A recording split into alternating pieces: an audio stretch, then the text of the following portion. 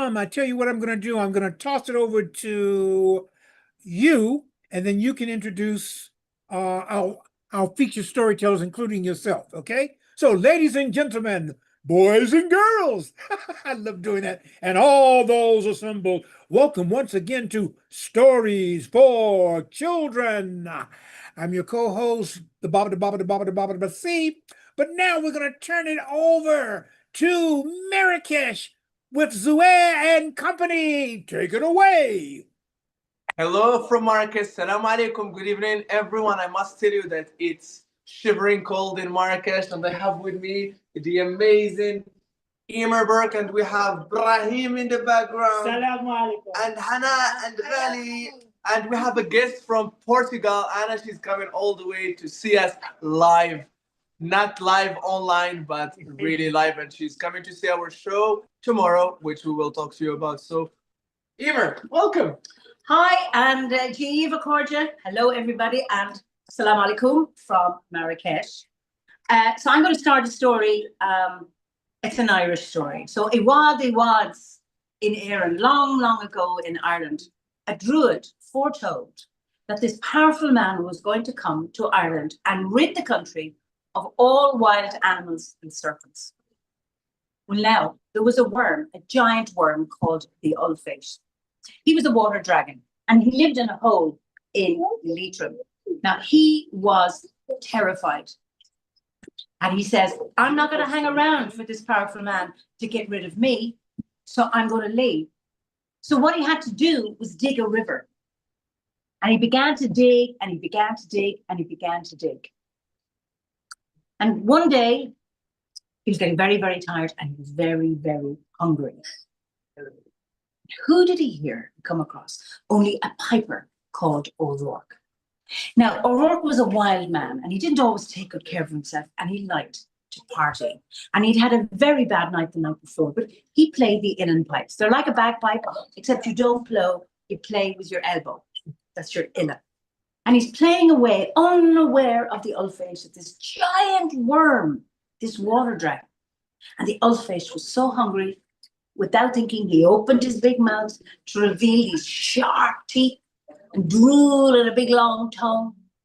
And he stretched forward, grabbed O'Rourke into his mouth and swallowed him whole, and the pipes as well. O'Rourke was not aware what had happened. He was so tired, but he was able to continue playing. So inside the Ulfate's belly, there he was playing. Initially, the Ulfate was very pleased at having swallowed this big water dragon. But as you can imagine, the noise inside his belly was horrendous. And so hungry and all as he was, he couldn't take it anymore. So he vomited him out, splat! And O'Rourke landed on his bottom, still not aware of what happened, and he was continuing to play the pipes. Well, the poor Ulfate now had lost lots of time, wasted with this stupid piper, and he was still hungry, and he began to continue to dig until he came to a lake known today as Loch Reef. Now, this lake had poisonous snakes, and then they began to attack the Ulfate. Well, for 7 days, 7 nights, there was a battle, biting, killing, maiming, until the Ulfate killed nearly all of the snakes. And then they begged for peace. They begged for peace, so he said stop. And there was peace. And he had to rest because he was so tired from all the work. But because he was very environmentally concerned, he didn't waste any of those snakes that he killed. He ate them, poison, fangs, bones, skin and all, until the lake was once more clean and back to its pristine condition. Now the local people... So I hope you can hear some kids screaming in the background. They are out of the cafe, and they are sensing the story and running from the snakes. So anyway, the people were very pleased because he'd been fed with snakes that they wouldn't be eating. He wouldn't be eating their cattle and their goats and their sheep. But oh no, he was continuing to dig, and he thought, I still need payment for all the digging I'm doing. I'm digging a river for Ireland, which today is known as the River Shannon. It's there to this very day. And he continued digging until he came to another lake. Now there were even more venomous serpents in this. and they began to attack him. And there was an almighty battle for 1 whole month. And just as the Ulfeist thought he was losing, he had one last spurt of energy. He flew up into the air, dropped himself, splat down on the remaining serpents. Most of them were killed. And the rest who survived, well, they've gone to another place in the country. And the lake ran red with the blood of those serpents. And today that lake is called Loch Jarrett. Loch Jarrett, the Red Lake. And again, as I told you, he was environmentally sound. Ulfeist, he cleaned up that lake and he feasted on all of those poisonous beings. No more poisonous reptiles or anything in that lake, even to this very day. Thanks to the Ulfeist. Anyway, he still had to continue because he knew this powerful man was going to come and to get rid of him. So he kept digging until he came to a place called Limerick. It is a big city today. And just as he was coming, digging away, there were these mythical warriors, magical warriors, who could see him coming. And they went up to them and said, no, if you dig one more foot, we're going to kill you. You stop right there and you turn back and you go away. Well, not one to obey authority. The Ulfeist says, that's what you think. I have dug a long way, too long not to go back. So he had to go with them. And they attacked him with axes and swords, and they made bits. And he collapsed down on the ground. And the mythical warriors thought he died. And they went back to their castle to feast, and they had a wonderful celebration that night. They were dancing, singing, eating, drinking, you name it, listening to poets and storytellers and bards. But as dawn came, didn't the Ulfeist begin to recover? And he got himself together. And what did he do? He gathered all the stones that those warriors had thrown him, brought it up to their castle, blocked the windows and doors so the warriors couldn't get out, and he began to dig. And because there was nothing impeding him, he dug a really wide place, and the river at Limerick is very, very wide to this very day. And he dug and came to the Atlantic Ocean. He had escaped, and he was very, very pleased with his work. And suddenly, who comes along? Only a whale. And the whale starts to attack. This poor Ulfeist, after all his hard work, to be attacked by a whale. And the whale nearly had him. And who comes along? Only a sea maiden, a magical sea maiden. And through her magical powers, she scared away the whale. Now, the Ulfeist was very, very grateful to her and said, thank you so much. And they decided, well, we'll travel together for a while. So they turned northwards and they swam together along the west coast of Ireland until they came to an island called Inishmore. It means the large island, one of the Aran Islands. Now, the Ulfeist at this point was really, really hungry. And who did he see? Only some fishermen in boats. And without thinking, he opened his mouth with those big fangs and all the drool in his mouth, gobbles up the fisherman. And he's about to take the boats into his mouth as well. Well,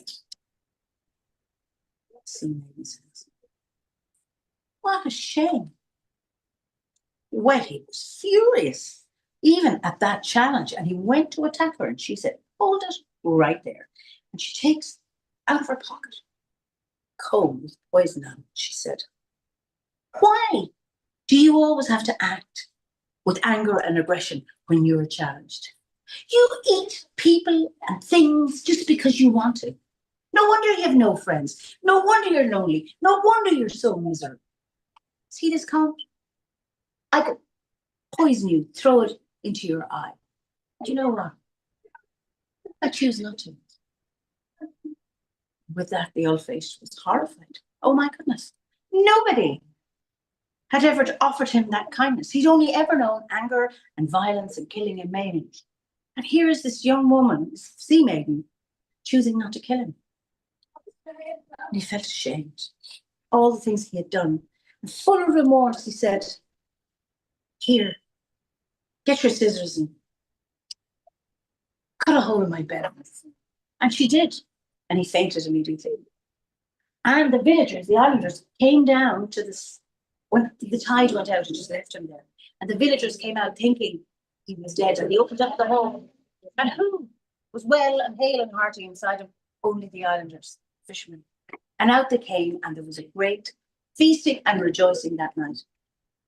And you know those villagers, those islanders, because Ulface was still alive, he says, why don't you come and stay with us? And he began to think, I've been lonely all my life. I've had no friends. And here is a lovely community who have forgiveness in their hearts and love and joy. I think I'll stay. So he did. And what he did is he dug a tunnel into the island and created a big rectangular pool that's there to this very day. And I have seen it myself. So when the tide goes out, the old fish loves to come out through the tunnel, out into the sea to explore the wonders in the ocean. Tide comes in he comes in through that tunnel again and bringing powerful sprays of water into that pool to this very day. And it is known as khaznaoui, the hole of the worm. Now, if my story isn't true, there is no water in the sea. There is no island of Ireland, and there is no khaznaoui on the Nishmore. Khaznaoui. Thank you. All right, Missouri Zana, very well done. Well, Yay!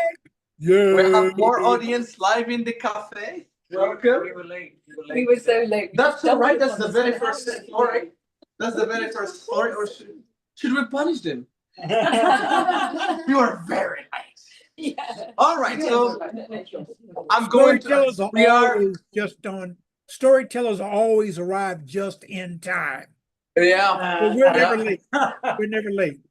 Yeah. So as we are right here, right now in Marrakesh, I would love to tell a story that happened in Marrakesh. So a long time ago, there lived a humble young man, and this humble young man, he was the son of a very rich merchant, and this rich merchant, I mean, his wife died a long time ago. She left him all alone with a son that he spoiled, and he taught him everything that a father could teach his son. But as he's spoiled, he never goes out of his house. He never goes out of his father's palace. Though everyone loves him, but yet he doesn't know the outs and the outs of life. So when his father, the merchant, thought that it's my time is arriving and I feel that I am going to die soon, he wanted to give a last piece of advice to his son. So on his bed, he laid and his son sat next to him. The father put his hand on the thigh of his son, and he told him, while tapping on his thigh, he told him, listen to me and listen good, my son. If you want to accompany someone good. If you accompany someone good, it's like sitting in a perfumer's shop. If you don't get any perfume, if you don't get any product, at least you get a good smell. And never accompany someone's bad, because being with someone is bad. It's like being with a blacksmith. If the ashes don't burn you, the smoke will blind your eye. Days and months passed by, and the merchant died. And his son, he found himself with a lot of money to manage. He was managing his father's business, the shops, and the business going in land and in sea. And one day, he started befriending some people, some young people from the city. He thought that they were good. But every night they would invite him to a party. They would never ask him for money. They would never ask him to contribute anything. Every night, someone would invite him. It keeps going on and on for months. And one day, one of his friends told him, you know, tonight you can come to party with us, but please know that this is the last party you will ever do with us. And I said, why? I thought I am your friend. He said, no, you are not. That's what we thought as well. but you are very selfish. You've never invited us to your house.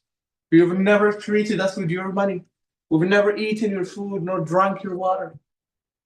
The son of the merchant smiled and he said, don't worry. Tomorrow, the party is in my house, and the party will be on me. And I promise you, my friends, that tomorrow you will have a party of your life. So that day, he invited all of his friends. They were drinking and singing, having a lot of fun. And he felt some pride in that. Because finally, he felt like a man of a house. He's commanding his friends. He's sitting in the middle and his friends surrounding, and all the females looking at him and smiling and giggling. And the next day he said, it's gonna be in my house again. And the third day and the fourth day, and he didn't notice that he's running out of money. And he keeps selling the shops, and he keeps getting rid of businesses, until one day he realized that he only had the palace left, only the house left. So what he did, he prayed for God, and he made a very big vow. He promised himself and promised God that to repent for what I did and to learn my lesson, because I didn't listen to my father. I will go to Mecca and do the pilgrimage. And before I come back here, I will go to Egypt and fight with the warriors for a year. I'll help them. And if I am alive, I will go back to Marrakesh and start fresh and have a new beginning.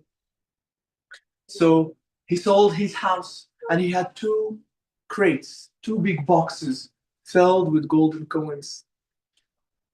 And he said, I cannot take them with me to the pilgrimage.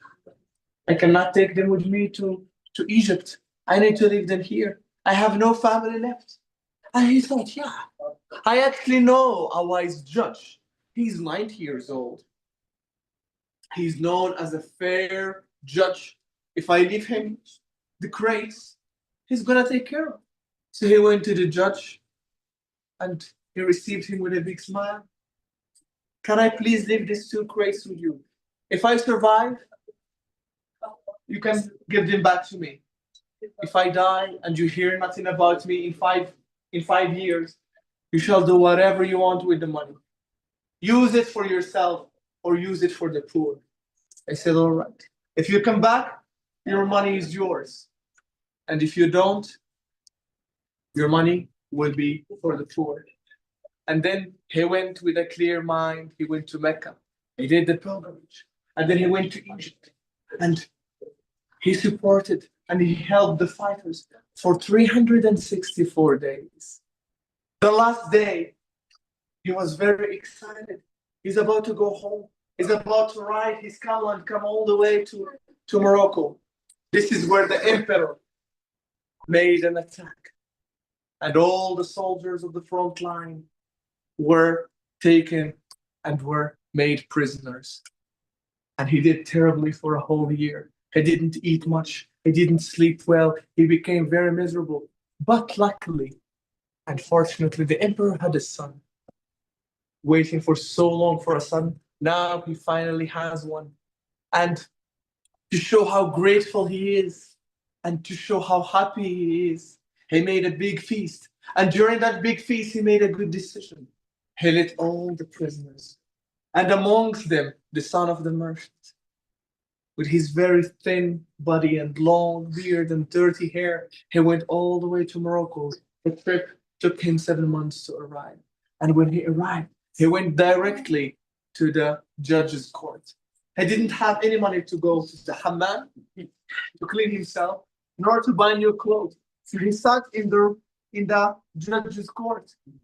And every now and then, whenever his eyes meet the judge's eye, he would wave. But the judge would look the other way. The judge would say, no.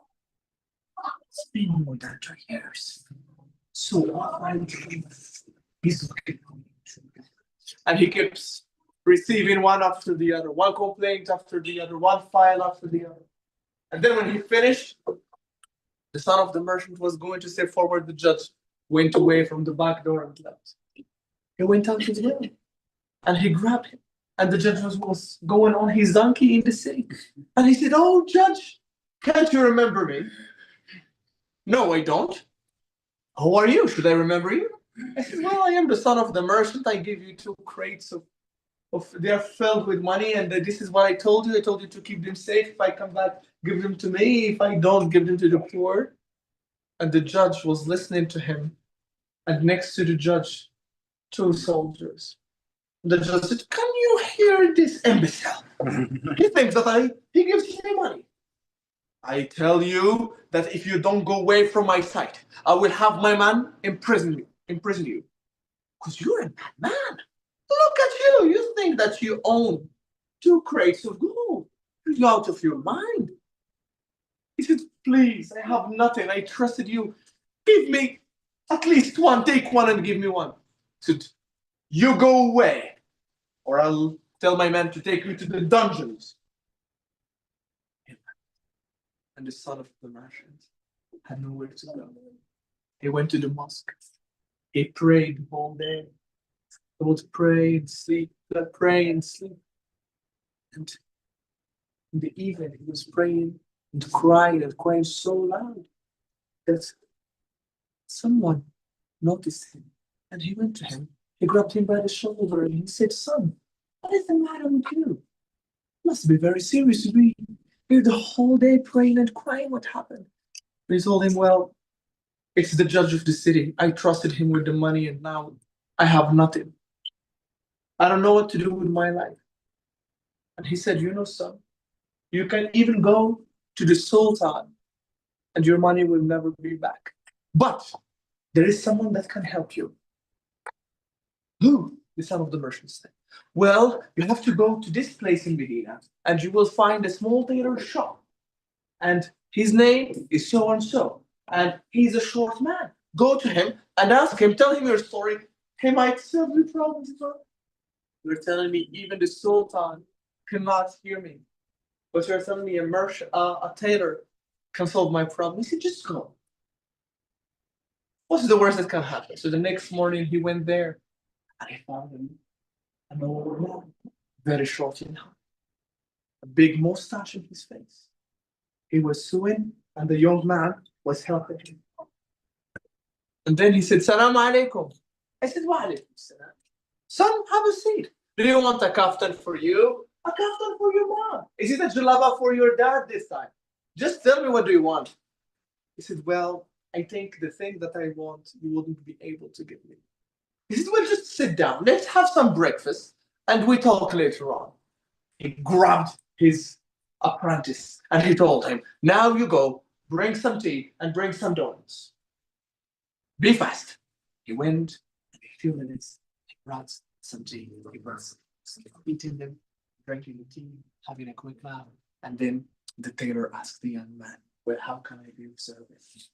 He said, "Well, this is what my father told me, and when I didn't listen to my father, I went to the pilgrimage. I went to Mecca and I went to Egypt, and then my money was left with the judge, and the judge denied me my right to the money, and he took the grace for himself." Is that it? That's your problem? It's okay. 30 minutes, your money will be back. He grabbed his apprentice again, and he grabbed him by the ear, and he said, "You go directly to the judge's court, and you tell him, if you don't bring the 2 crates of money, the tailor will go up the minaret of the mosque and he will make adhan." You know what adhan means? The call to prayer, 5 times a day. So if he doesn't bring the money, the judge will go and call for prayer. Then he went running to the judge's court. And the merchant son would think, is he kidding? I was telling him that he's a judge, calling to prayer. Everyone in the city does it 5 times a day. How are you going to? Well, I'm just losing time. But I'll wait. I'll just be kind and wait. And in less than 30 minutes, there was a storm of dust. And in front of that storm, there was a donkey. And the donkey had 2 big boxes. And behind the donkey, there was the judge, pushing the donkey so he could go fast. And the judge was kept falling and standing up and pushing that donkey. And he went to the tailor's shop and he kissed on his forehead and he gave the crate to the young man. He said, please, I ask you for forgiveness. Just tell him not to call for prayer. And the tailor looked at the merchant's son and he said, count your money. If you are one penny less, I'll call for prayer. No, please don't do it, the judge said. Then the merchant's son opened the crate. He said, yeah, this is my money. This is exactly the coins I gave him. Well, take your money and you go to your court. And for a whole week, after getting a house, getting a shop, and setting up a business, that young man, the son of the merchant, couldn't stop thinking about what's the matter with calling to prayer. No. So he went to a very skilled cook in the city. He gave her a lot of money and he asked her for very delicious food to make. Some couscous, some chicken, some baskets of fruits. So she made all of that and he took it to the tailor shop. They had lunch together, they laughed, and then the tailor said, are there any crates that we need to get back? He said, no. Actually, I couldn't sleep all this week. I was thinking, what is the matter with calling for prayer? The tailor smiled and he said, I knew you will be back. And then he said, oh, you have to know, son. One night, I decided to have a sleepless night because I was working on a jalaba. And the jalaba belonged to Lalla Khunata. And Lalla Khunata is an evil woman. I promised her that her jalaba will be ready the next day. And I know if I didn't get the jalaba ready, that's going to be the worst day. So I stayed there late in the evening and I was making the jalaba. Welcome. I was making the jalaba. So I'm like, welcome, more people coming. So I was working on the jalaba. And all of a sudden, I heard someone screaming. I heard kids screaming. I heard a woman screaming. And I heard a man screaming at them. I looked out of my shop and they found that there was a soldier. He's the chief in the king's army.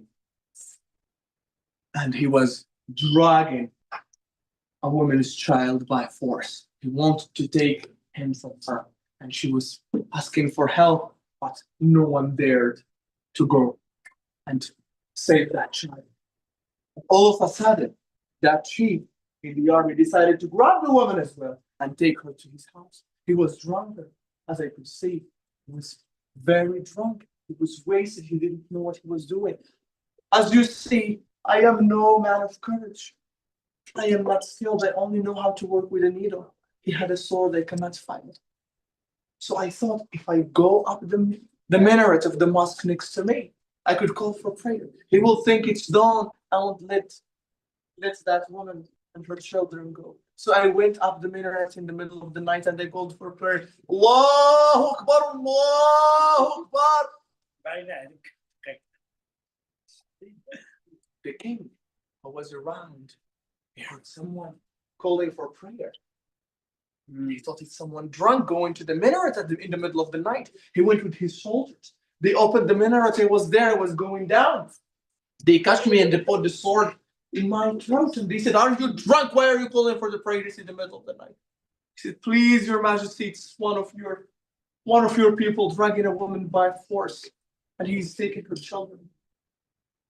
Where is he? Show me his house. And he showed me. They opened that house. And they found the woman, her children, and the chief of the army. Immediately, he ordered his man to behead his chief. And the next morning, he told that tailor, next morning, come to my court. Early in the morning, he went to the court. And the sultan was with his people, his judges, his viziers, his consultants, his wise men, and hundreds of them. And he told him, here is the thing, man, gentlemen, women and gentlemen. This old man, this tailor, whoever he sees out of this court doing anything wrong, he will call for a prayer. And you, I want you to be fair. I want you to be just. If you see any of my men, any of my women doing something wrong, call for prayer. and I will do the rest. And once he calls for prayer, whatever you do, I'll cut off your head. So my son, the tailor, said, all the judges, the viziers, the wise men and women of the court, they are afraid of me. And whoever has a problem with them in the city, they will just come to me, and I will tell them if they don't do right, I'll call for prayer. He got his story and he told it to his sons. And from a son to the other, it reached me and now it reached you. And everyone lived happily ever after until the end of time. This is the end of the story.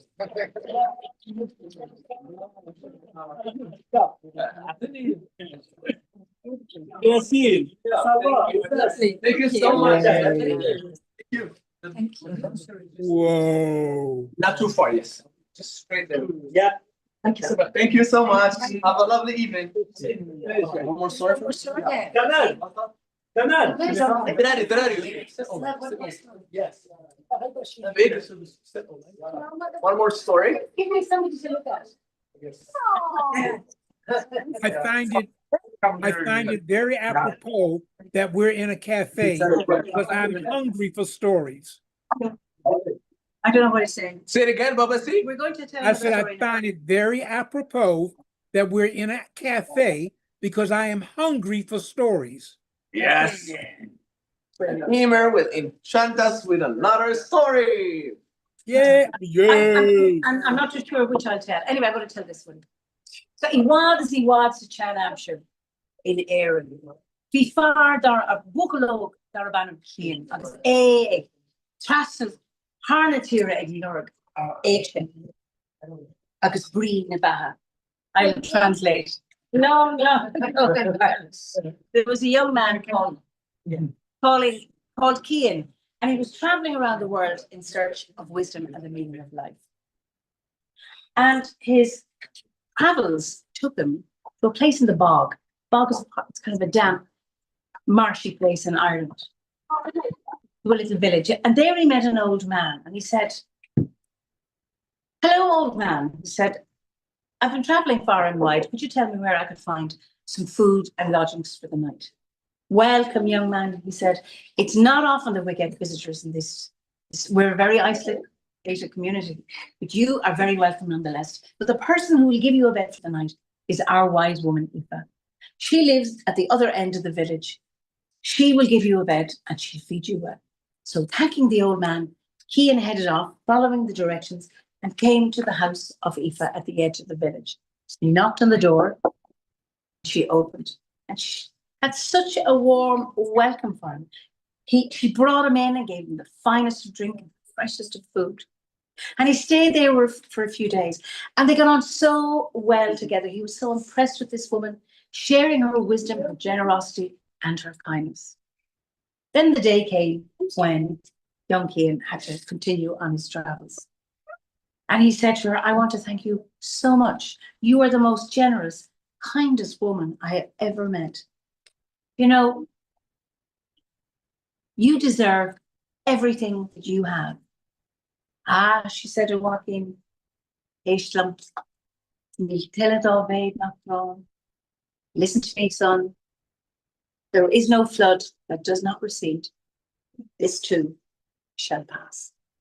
So scratching his head, Cian said goodbye to his new friend, Aoife, but not understanding her last comment. Anyway, he continued on his travels in search of the meaning of life and wisdom.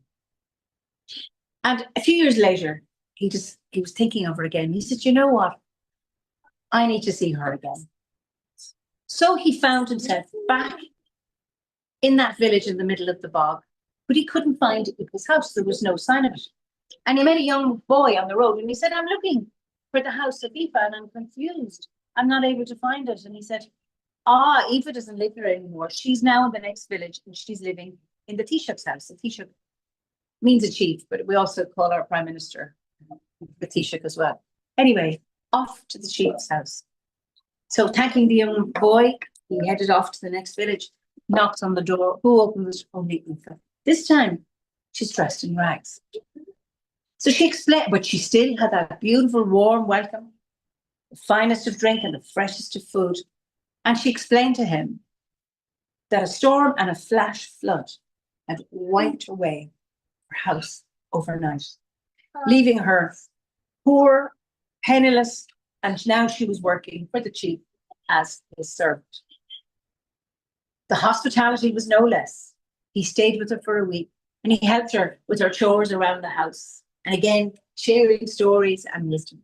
And then the time came for him to leave and he said, "This is so unfair. You are the kindest woman I have ever met. You should not be living your life like this. It is wrong. It is unfair."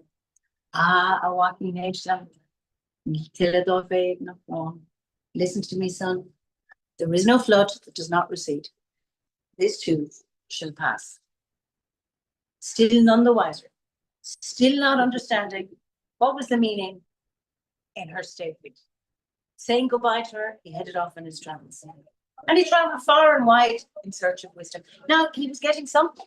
You know, he was growing up and getting a bit of wisdom, a bit of common sense. And the years went by, but he had never, ever forgotten Aoife. And he thought, you know what now? Too many years have gone by. I need to pay her another visit. So he got a ring, a gold ring with rubies on it, made for her. And he headed back towards the village. And he knocked at the Taoiseach's house and was told that sadly, Aoife was no longer living. She passed away a few months earlier, kicking himself that he hadn't gone to visit her sooner and brokenhearted at the loss of his friend. So he said, "Where is she buried?" So he was directed to the grave, and there was her headstone. And what was written on the headstone? This too shall pass. There is no flood that does not recede. So he promised there and then, every year, he'd come back to visit her grave and pay her tribute. And that is what he did. Year in, year out, year in, year out. Until one year he came, went to the graveyard, no sign of Aoife's headstone. And he called to a person in the village and he said, "What has happened? I cannot find Aoife's headstone." Oh, sad thing. A storm and a flash flood came one night and washed her grave and headstone away. And he looked up to the sky, grief and anguish, and he said, "There is no flood that does not recede. This too shall pass." So he went on his travels. And then the years went by and he was too old to travel anymore. And he decided to settle down. And he became known far and wide as a farfassa, what we call a wise man. And people would come from far and wide seeking his counsel. He never, ever forgot Aoife and what she had taught him.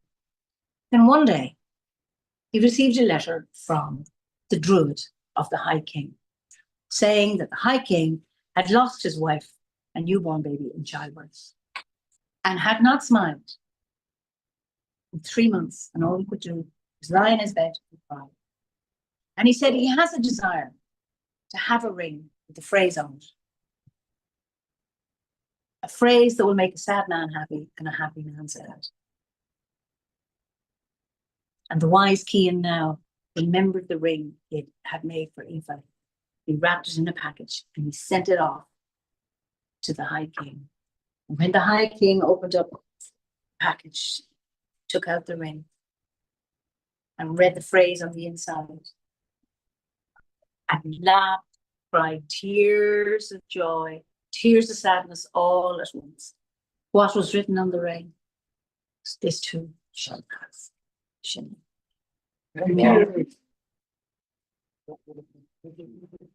Whoa. This too shall pass, and we pass to the next story, and probably the last for us in the evening. And this story I will be telling about some animals. It's once upon a long time ago, in a farm, there lived 3 animals that were taken care of by an old man. There is the camel, there is the horse, the cow, 4 animals, and a chicken. And one day, filled with work, they went to sleep in the stables. And then the camel, he goes first and he says, "Oh my God, my friends, I'm so tired. All day I've been carrying very heavy stuff. And then the donkey said, no, I didn't think you are more tired than I am. The whole day I carry the old man and they do his work on the field. And then the cow said, well, can't you see that I am very sore? I've been milked every day. And also I work in the field and it's so hot, there is a lot of sun. And they don't even give me a lot of food to eat, nor a lot of water to drink. And the chicken, they said, you don't know nothing. All my eggs, they take them. I've never seen an egg of my own. And then the donkey said, where is the thing? Why are we here? Why did we do the work for Ibrahim? And Ibrahim is the old man. As Ibrahim would be. Why do we do the work for Ibrahim? He's an old man. He cannot run, so he cannot catch us. We are faster, we are stronger. You, camel, you can hit that door with one of your toes and it will be broken. And the chicken will get on the back will get on my back. I will run and the cow will follow us. Let's go to the forest. And in the forest, I heard that there is a lion, and the Lion King is a very fair king. He will take our right. He will provide us shelter. And that's what they did. They waited until they heard Ibrahim snoring. And when Ibrahim was snoring, the camel kicked the door open, and they all ran towards the forest. They kept running, and the first one to arrive is the camel. And the camel was seen by the Lion King, and the Lion King made his way in front of that camel. He roared and he stepped on his paws and he said, how dare you come to my kingdom? Why are you here? Who are you? He said, well, I am a camel. I am running from a human. A human? I've never heard of an animal like that. He's not an animal. He's a human. Well, how is he? Is he tall? He said, no. Well, is he strong? No. Does he bite? No. Does he have very big sharp claws? No.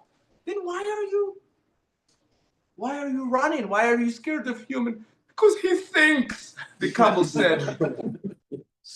All right, go inside of my forest. You shall be safe. Then the Lion King spotted the cow running. Who are you and why are you in my kingdom? I am afraid of the human. But you are bigger than a human, you could sit on him.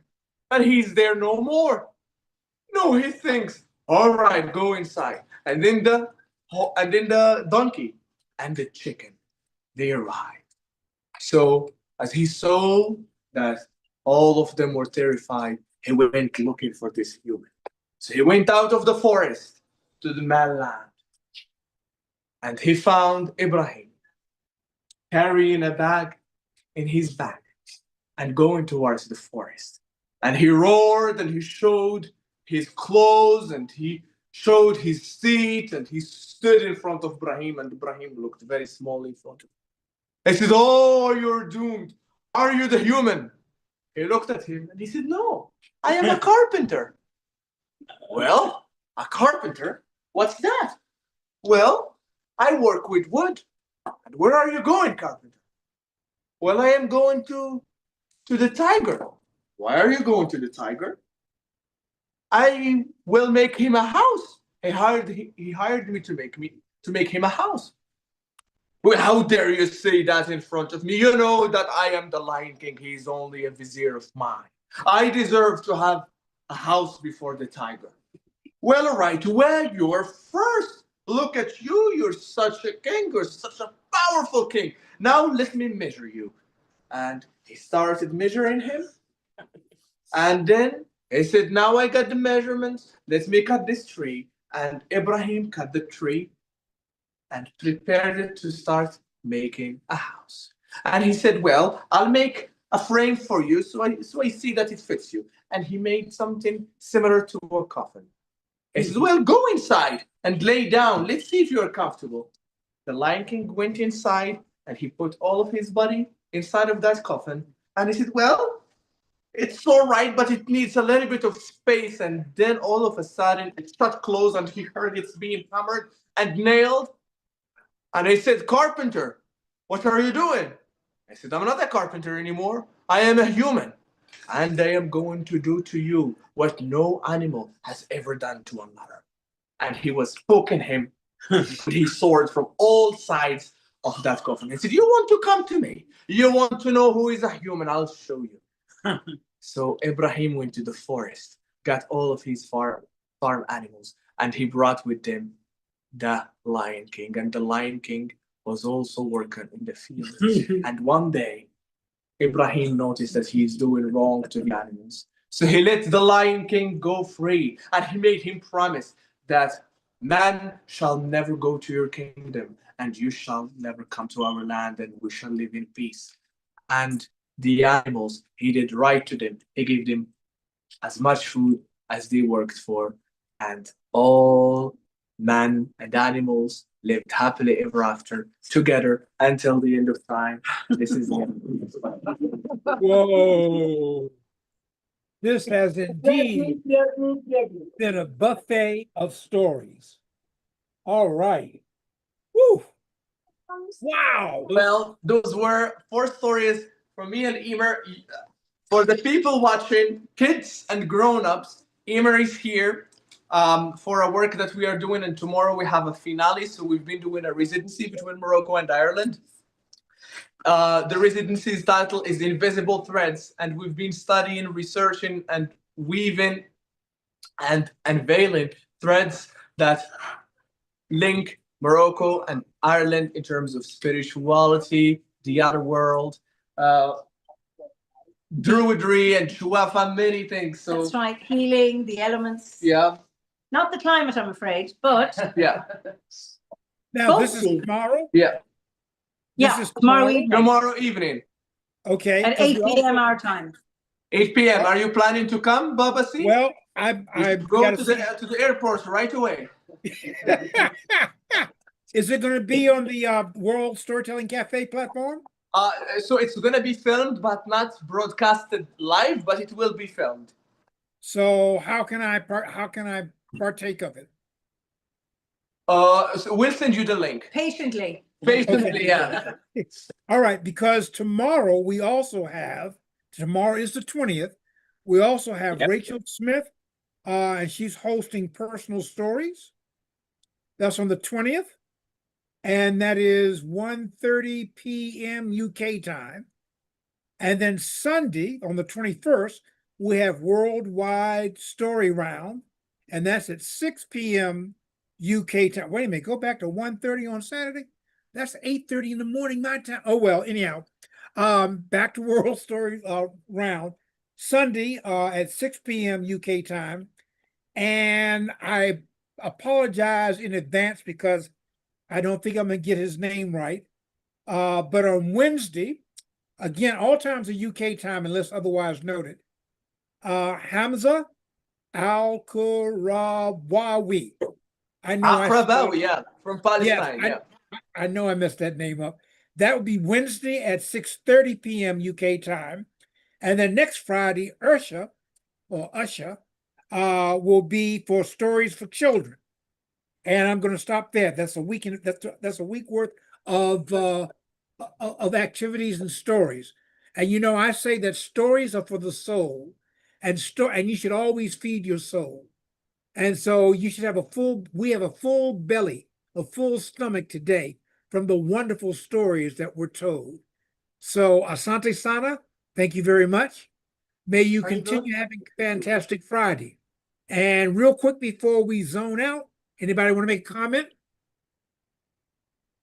And Yes, I want to say thank you, both of you. Lovely to see you, Alexander. Who? Alistair, I'm just seeing were you listening. Give my love to Paul. I will. She's That just was a checking good your one. attention there, Alistair. She's checking your attention. Shukran Also, I Jazilan, it want was to show wonderful. the lovely people in the cafe. So everyone drop your phone. Wonderful Get people. ready. Put some perfume on. Make sure you're standing right. This is Brahim. This is Right. Ghali. Ghali, say hi to the camera. All right. Salam alaikum. Come on. Alaikum And salam. Kamal. All right. I miss Marrakesh. Yes. Ah, Marrakesh misses me you. Ah, I tell people I have two homes, Washington, D.C. and Marrakesh, Morocco. So I really miss it. And this, again, has been quite a treat.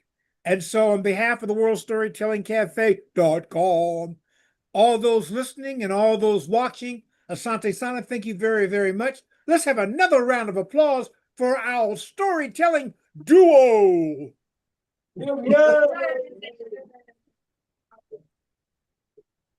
All right. Wow, that's, I think it's, Lovely to see you, Evita. say again? I was just saying, I didn't get to say hi to Evita. Ah, that's okay. I can feel you. Yeah. Your I smile think is it's, enough. Thank you. Heartful. I think it's supper time for most of you. For me, it is a late lunch. It's about 4 p.m. on this side. I hear you guys are having a cold spell in Marrakesh. We're having another heat wave, but our heat wave in part is due to all that hot air coming from the White House, but that's another story. Y'all will get that later. And everyone take care. So I think we're Bye out. bye. Stay blessed. Salam Stay alaikum. blessed. Ma salama. Evita. See you, gorgeous. Hey, back at It's you, late. beautiful. It's almost 10 o'clock here, and I'm with my other grandchildren. Well, it's about 3:30 p.m. here. And I got Nice. up early. Well, early for me. Because I had to remember at the last minute we were going to be at 6 p.m. UK time. We were going to be an hour and a half later. But that was all right. It gave me time to do some other things. And Waleed, I know you're waiting for me to say this. See Waleed. out. Everyone stay Shukran. blessed. See you. Thank you, Baba C.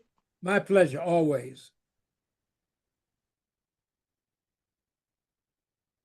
Later, Waleed, Kamal, and all those assembled at the World Storytelling Cafe.